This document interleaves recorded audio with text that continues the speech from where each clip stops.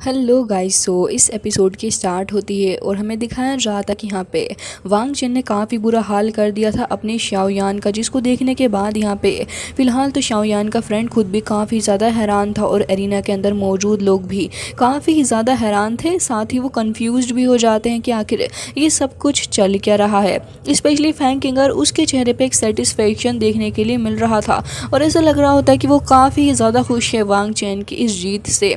तभी हम वांग चेन को देखते हैं जो कि फिलहाल स्माइल करने लग गया था एंड उसका स्पिरिचुअल हैंड अभी भी ज़मीन के अंदर ही धंसा हुआ रहता है। लेकिन इतनी ही देर में हमें देखने के लिए मिलती है काफ़ी ज़्यादा शानदार एंड काफ़ी तेज़ी के साथ दाव की निकल के आ रही थी उसके खुद के हाथ के अंदर से। देख के कुछ देर के लिए वो खुद भी सदमे में आ गया था और सोच रहा होता है कि आखिर ये हो क्या रहा है। लेकिन इतनी ढेर सारी दाव की निकल के आ रही थी कि सडनली कुछ ही सेकंड्स के अंदर उसका स्पिरिचुअल हैंड तो डिस्ट्रॉय होता ही है, लेकिन वो खुद भी काफ़ी ज़्यादा दूर जाके रुकता है। हालांकि ये देख के उसके खुद के मास्टर भी हैरान थे कि सडनली ये हुआ क्या है वांग चेन को। और वांग चेन जिसकी हालत इतनी ज़्यादा ख़राब थी वो अब तड़पने लग जाता है। दाव की उसकी पूरी बॉडी के ऊपर होती है एंड यहाँ पे वो झुलसने लग गया था उसकी पावर से, जिसकी कुछ ही देर बाद यहाँ पे उसके कपड़े वगैरह भी झुलस जाते हैं एंड उसने ऑलमोस्ट हार मान ली थी। शाओयान जिसकी दावकी की पावर अब यहाँ पे ख़त्म हो जाती है तो वो वहीं पे खड़ा हुआ था अपनी शॉन रूलर को लेने के बाद। लेकिन एल्डर जो कि वांग चेन के मास्टर हैं काफ़ी घबराए हुए नज़र आ रहे थे। वो तो इतने ज़्यादा गुस्से में भी आ जाते हैं, अपना हाथ पटक के यहाँ पे खड़े हो चुके थे। स्पेशली उन्हें सबसे ज़्यादा गुस्सा वांग चेन के ऊपर आ रहा था। वो कह रहे थे कि इसे मेरे सामने पकड़ के लेके आओ, इसने जो कुछ भी किया है मुझे उसके ऊपर काफ़ी ज़्यादा गुस्सा इसके ऊपर आ रहा है। और हम देखते हैं कि यहाँ पे उसको लेके वहाँ से जा रहा होता है। शाओयान के लिए भी ये मौका काफ़ी अच्छा था तो वो भी डिसाइड कर लेता है कि बस अब ये सही मौका है यहाँ से निकलने का। वो वहाँ से जा ही रहा था लेकिन चेनिस को काफ़ी चुल हो रही थी और फिर तुरंत ही कह देता है कि 1 मिनट रुको, मुझे पता है कि तुम कौन हो। अब यहाँ पे ये कहने के बाद वो यहाँ पे काफ़ी गुस्से से के साथ शाओयान की तरफ को देखने लग पड़ा था और फिर उसके बाद फाइनली जाके वो अपने मुँह से उगल ही देता है कि मुझे पता है कि तुम कौन हो एंड अब तुम यहाँ से नहीं जा सकते।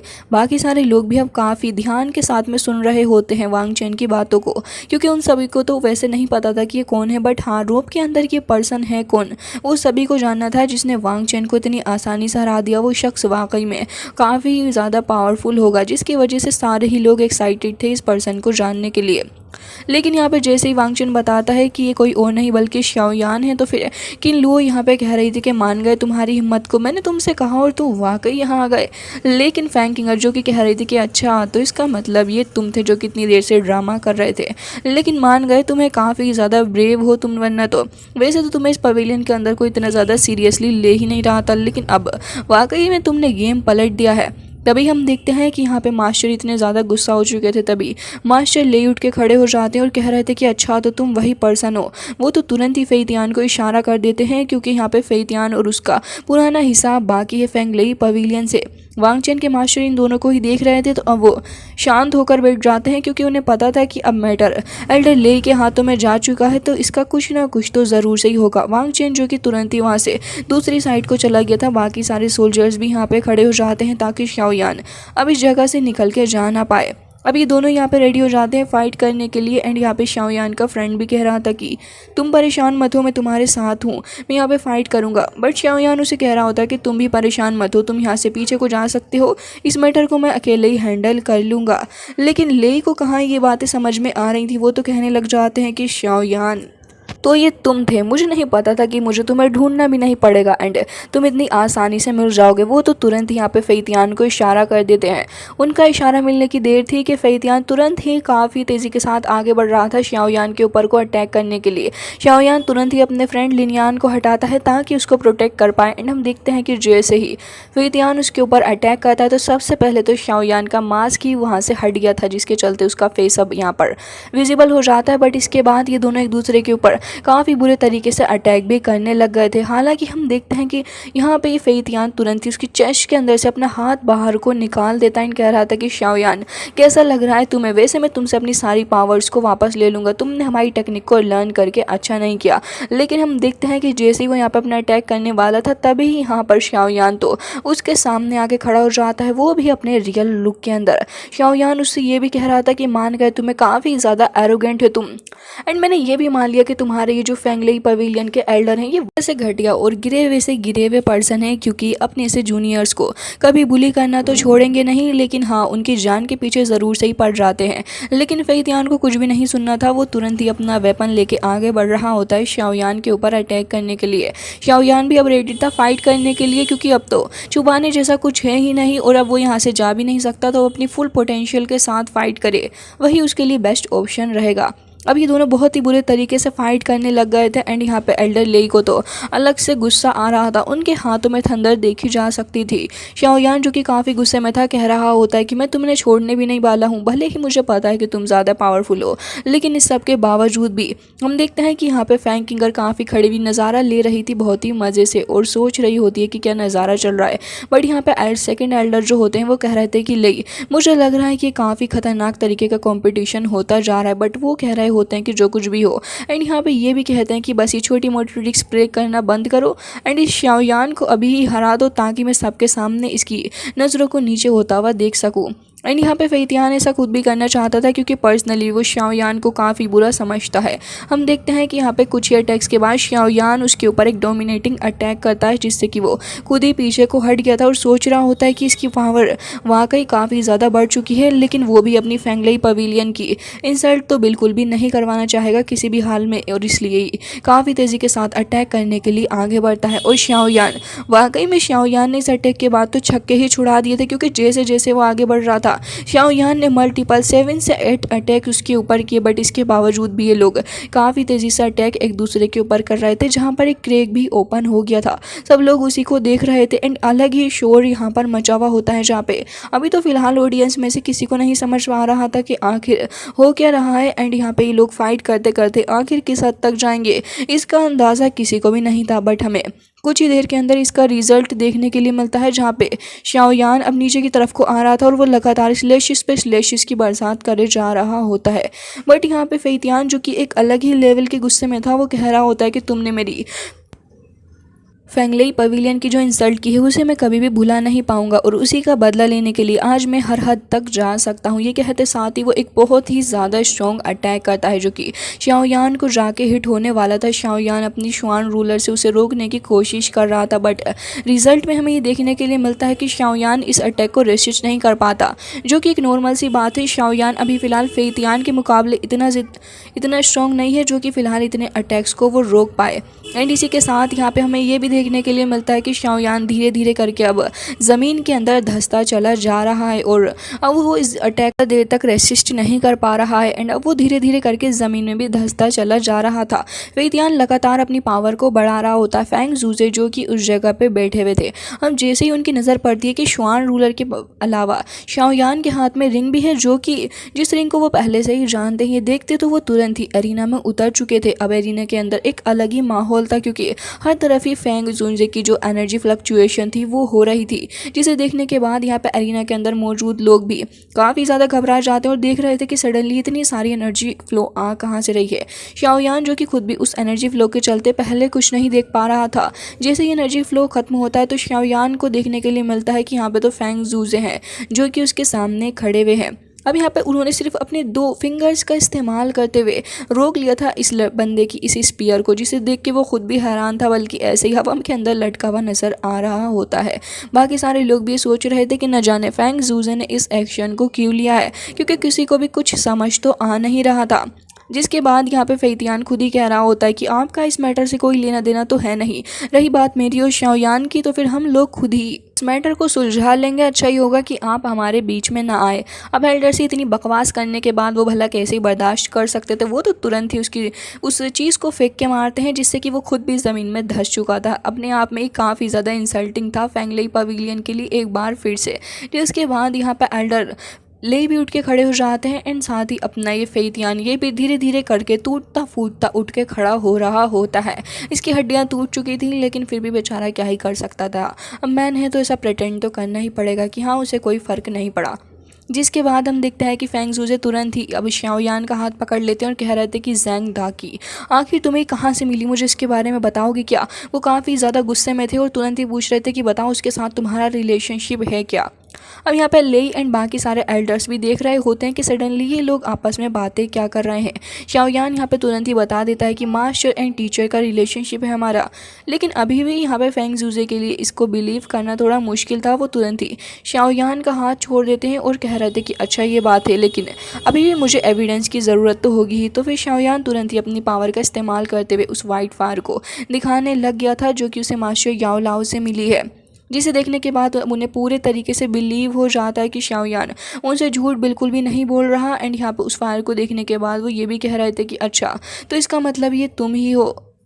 अब यहाँ पे शाओयान वक्त बर्बाद नहीं करता बल्कि तुरंत ही बता देता है कि मेरे मास्टर होल ऑफ सोल्स के अंदर कैद हैं। ये सुनने के बाद वो कह रहे थे कि क्या सच में वो होल ऑफ सोल के अंदर कैद है। और उसके बाद फिर कह रहे थे कि ठीक है छोड़ो इस बात को, फ़िलहाल अभी के मैटर को सेटल करते हैं और उसके बाद इन सारी चीज़ों पर हम आएंगे और बात करेंगे। एंड यहाँ पे कह रहे थे कि ठीक है मुझे लग रहा है कि लोग तो तुम्हें इतनी आसानी से जाने देंगे नहीं, लेकिन अब से मैं तुमसे कहना चाहूँगा कि तुम्हें घबराने की कोई ज़रूरत नहीं है। तुम मेरे दोस्त याओ लाओ के डिसाइबल हो तो तुम अब से मुझे भी एक टीचर ही कंसीडर करो। जिसके बाद शाओयान तुरंत ही उनकी इस बात को मान लेता है और फिर उन्हें ग्रीट करने लग गया था। अब यहाँ पे एरिना के अंदर ये सारा नज़ारा देखने के बाद लोग और भी ज़्यादा हैरान थे कि आखिर ये सब कुछ चल क्या रहा है, क्योंकि अभी तक ये फेंग जूजे जो कि ऐसे ही बैठे हुए थे सडनली यहाँ पे शाओयान की साइड ले रहे हैं, और वो भी यहाँ पे इतनी बड़ी पवेलियन यानी कि अपनी फेंगलेई पवेलियन के साथ में। पंगा इनको काफ़ी ज़्यादा बड़ा पड़ने वाला है, लेकिन इसके बदले भी वो यहाँ पे रेडी थे सब कुछ करने के लिए, क्योंकि यहाँ पे बात उनकी दोस्त याओ लाओ की जो आ गई थी। बट लेई जो थे वो तुरंत ही कह रहे होते हैं कि फेंग आखिर इस सब का मतलब क्या है, क्या मैं जान सकता हूँ कि तुम ऐसा क्यों कर रहे हो। तभी सेकंड एल्डर कह रहे होते हैं कि हाँ बिल्कुल तुम इससे पूछना चाहिए आखिर ऐसा कर क्यों रहा है ये। लेकिन तभी यहाँ पे वो कह रहे होते हैं कि ले मेरी बात सुनो, मैंने तुमसे कहा ना आज जो कुछ भी हो रहा है वो सब कुछ मेरे ऊपर छोड़ दो। और रही बात शाओयान की तो फिर याद रखना कि शाओयान एंड इस थंडरविंड पवेलियन के अंदर जो कुछ भी हुआ है इसे भूल जाओ, क्योंकि ये इसमें ही तुम सबकी अच्छाई होगी। और अगर तुमने ऐसा नहीं किया तो फिर मेरे ऊपर बिल्कुल भी ब्लेम मत करना इन सारी चीज़ों का। हालांकि लेई को अभी फ़िलहाल इस चीज़ से बिल्कुल भी डर नहीं लग रहा था, और अभी के लिए तो वही कह रहे होते हैं कि मुझे लग रहा है कि तुम्हारे और हमारे बीच के जो रिलेशन है वो इस चीज़ से काफ़ी ज़्यादा अफेक्ट करेंगे एंड तुम्हें इन चीज़ों के ऊपर सोचना चाहिए। लेकिन यहाँ पे फेंग जूजे इस चीज़ के लिए बिल्कुल भी रेडी नहीं होते, और वो कह रहे होते हैं कि मुझे ऐसा लग रहा है कि तुम शायद मेरी बात को समझ नहीं रहे कि मैंने तुमसे क्या कहा है। मैंने तुमसे कहा है कि इस मैटर को यहीं पर ख़त्म कर दो, नहीं तो अच्छा नहीं होगा। वो डायरेक्ट ही एक धमकी जैसी दे रहे थे इन लोगों को। अब एल्डर ले को गुस्सा भी आ रहा है, लेकिन वो यहाँ पे हेल्पलेस भी होते हैं और सोच रहे थे कि अब आगे मैं करूँ क्या, क्योंकि इस बंदे से डील करना अपने आप में एक बड़ी चुनौती जैसा है। वो तुरंत ही आगे की तरफ को आ जाते हैं और कह रहे थे कि मेरे फेंगलेई पवेलियन के साथ में इतना गलत हुआ, ठीक है चलो मैंने उसे बुला दिया, लेकिन इसके बावजूद भी तो इसने हमारी 3000 थंडर ट्रांसफॉर्मेशन टेक्निक को चुराया है। उसके बारे में आखिर तुम क्या कहना चाहोगे? क्या इसका जवाब कोई है तुम्हारे पास, या फिर इसे भी तुम फ्यूचर में ही देखोगे? ये सुनने के बाद यहाँ पे तुरंत ही फेंग पूछने वाले थे शाओयान से, लेकिन इससे पहले शाओयान खुद ही सामने आकर खड़ा हो जाता है और कह रहा था कि आखिर किस बेसिस पे आप ये बात कह रहे हैं कि मैंने आपकी 3000 लाइटनिंग टेक्निक को चुराया है। बल्कि ऐसा हुआ ही नहीं, जोंगजू के बाहर मैंने इसे एक ऑक्शन के अंदर से ख़रीदा था। इसके बावजूद भी अगर आपको मेरे ऊपर बिलीव नहीं है तो फिर आप इसके ऊपर इन्वेस्टिगेट कर सकते हैं। अभी पूरी की पूरी बात बताने के बाद यहाँ पे ले के पास कुछ रह ही नहीं जाता, और वो गुस्से से तिलमिला भी रहे थे कि भैया क्या ही करें। तभी वो कह रहे होते हैं कि ठीक है फेंग, सिर्फ तुम्हारी वजह से मैं इस मैटर को अभी फ़िलहाल के लिए जाने दे रहा हूँ, और तुमने कहा कि ये फ़ाइट ये इन दोनों के बीच की बिल्कुल भी नहीं थी, जैसा कि तुम कह रहे हो कि हम लोग शायद से बुली करते हैं अपने जूनियर्स को, एंड इस बार भी यहाँ पे फेतियान ने शायद यही सब कुछ किया है। तभी फैंग कहने लग गए थे ऑफ कोर्स तुम्हें क्या लग रहा है कि मैं इस चीज़ से डरता हूँ? बिल्कुल भी नहीं, ये बात बिल्कुल ही सच है कि तुम लोग बुली कर रहे हो एक ओल्ड मैन, ये एकदम ओल्ड जैसा हो चुका है, इसके बावजूद तुम चाहते हो कि शाओयान इससे फाइट करे।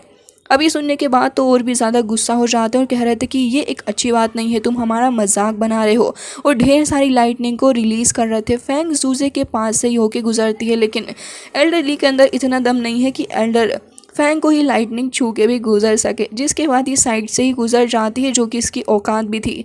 तभी यहाँ पे फेंग जूजे कह रहे होते हैं कि ठीक है अब मैं और शाओयान यहाँ से निकलने वाले हैं, और उम्मीद करता हूँ कि किसी को इस बात से थोड़ा भी फ़र्क नहीं पड़ेगा। लेकिन यहाँ पे भाई साहब इनकी आंखों से भी कुछ लाइटनिंग निकल रही थी। क्योंकि गुस्सा ही कुछ इस लेवल तक पहुंच चुका था और कह रहे होते हैं कि मैं क्या करूं तुम्हारा।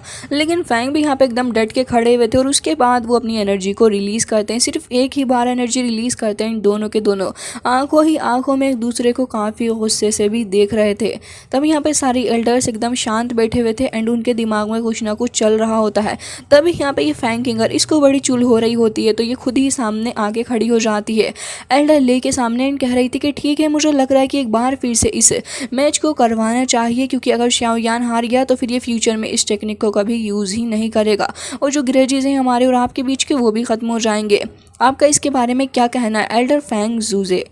अब यहाँ पे इतनी सारी बातें पहले ही कह चुकी थी। शाओयान भी गुस्से से उसकी शक्ल देख रहा था एंड दोनों ही एल्डर्स भी एक दूसरे की शक्ल को ही देख रहे होते हैं।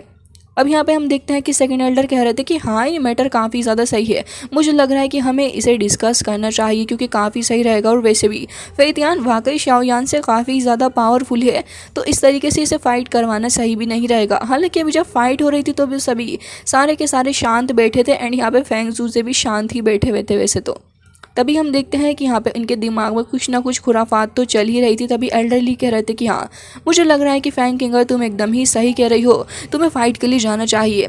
अभी सुनने के बाद यहाँ पे एल्डर फैंग जूजे को ये बात बिल्कुल सही लगती है, क्योंकि यहाँ पे शाओयान एंड फैंग किंगर का लेवल ऑलमोस्ट सेम ही है। तो फिर वो तुरंत ही सीट पे जाके बैठ जाते हैं। मतलब कि एक तरीके से ये एक फाइनल मैच इन दोनों के बीच का हो सकता है, ताकि दोनों ही पार्टीज़ के बीच की इस लड़ाई को ख़त्म करा जा सके।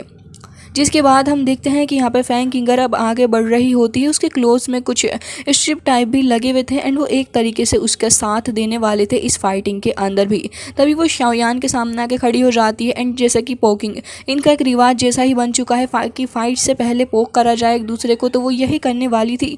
लेकिन शाओयान तुरंत ही अपना श्वान रूलर निकाल लेता है, क्योंकि एक काफ़ी तेज़ शार्प अटैक उसकी तरफ को आगे बढ़ रहा था। तभी यहाँ पे शाओयान जैसे उस अटैक से बचता है तो फिर काफ़ी सारे अटैक्स एक के बाद एक उसकी तरफ को ही आगे बढ़ते जा रहे थे। शाओयान कह रहा था कि आखिर ये चीज़ है क्या जो कि इतनी ज़्यादा पावरफुल है। वो अपनी श्वान रूलर एंड अपनी 3000 लाइटनिंग टेक्निक का इस्तेमाल करते हुए उससे बचने की कोशिश कर रहा था। लेकिन यहाँ पे वो जो शार्प वेपन टाइप चीज़ थी वो आगे बढ़ रही थी, तो फिर शाओयान उसे हाथ से पकड़ लेता है।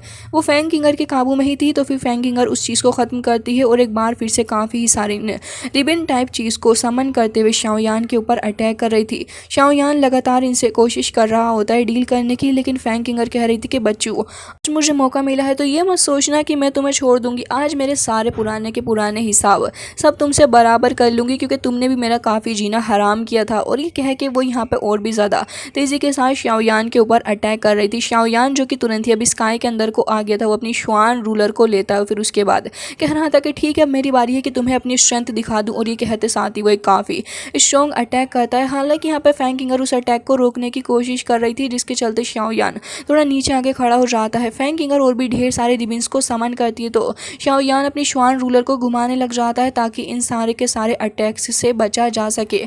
लगातार काफ़ी सारे अटैक फैंग किंगर कर रही होती है। शाओयान भी थोड़ा एग्जॉस्टेड हो चुका था इसकी सारी चीज़ को हैंडल करते करते, लेकिन शाओयान भला हार कहाँ ही मानने वाला है। इवन फैंग किंगर हार मान जाती है, जिसके बाद वो खड़ी थी और एक बार फिर से उन रिबन्स को फॉर्म करने लग गई थी, जो कि अब ढेर सारे अमाउंट में फैंग किंगर के पास थे। एंड यहाँ पे कह रही होती कि अब देखो तुम्हारा क्या हाल होता है। और ये कहते साथ ही वो शाओयान को ऑलमोस्ट रेप करने वाली थी और दीदी अपने हाथ से यहाँ पे गुलेल बना के एक अटैक शाओयान के ऊपर करने वाली होती है। एंड कह रही थी कि बस अब तुम्हारी मौत बहुत बहुत ज़्यादा करीब है शाओयान। और ये कहते साथ ही वो उस गुलेल को ऑलमोस्ट शूट करने वाली थी और कह रही थी कि आज मैं तुम्हारी जान ले लूँगी। जैसे ही वो अटैक अब शाओयान की तरफ को आगे बढ़ता है, तो हम देखते हैं कि श्वान रूलर यहाँ पे पूरी कोशिश कर रही थी शाओयान को बचाने की, लेकिन एक काफ़ी बड़ा सा एक्सप्लोजन हमें देखने के लिए मिलता है, जिससे कि एरिना के अंदर मौजूद लोग भी थोड़े पीछे की तरफ को हट चुके थे। लेकिन ये जो फ्लक्चुएशन थी काफ़ी देर तक ऐसे ही चलती जाती है। लोग कह रहे थे कि आखिर ये लड़का कहाँ चला गया है, वो तो दिख ही नहीं रहा। एंड साथ ही यहाँ पे बाकी सारे लोग भी देख रहे थे। फैंग जूजे के हाथ में हमें काफ़ी लाइटनिंग देखने के लिए मिलती है, क्योंकि वो थोड़े गुस्से में थे कि कहीं अटैक ना हो जाए। लेकिन यहाँ पे एल्डर ले भी रेडी हो जाते हैं अटैक के लिए, क्योंकि उन्हें भी शाओयान को किसी भी हालत में तो मारना ही था। अब यहाँ पे अपनी ये लड़की फैंग फैंग किंगर भी काफ़ी ज़्यादा खुश हो रही थी और उसे लग रहा था कि उसने शाओयान का काम तमाम कर दिया है। लेकिन हम देखते हैं कि यहाँ पे शाओयान का एंग्री बुद्धा लोटस फॉर्म होता हुआ हमें नज़र आ रहा था। हालांकि गाइज इसी के साथ ये एपिसोड हो जाता है एंड, लेकिन नेक्स्ट एपिसोड के अंदर ज़रूर से ही शाओयान फैंग किंगर की छुट्टी कर देगा, तो वो एपिसोड भी देखने में काफ़ी ज़्यादा मज़ेदार होने वाला है। सो प्लीज़ गाइज उस एपिसोड को देखने के लिए आप चैनल को सब्सक्राइब कर सकते हैं। मिलते हैं नेक्स्ट वीडियो में, तब तक के लिए bye bye, take care of yourself.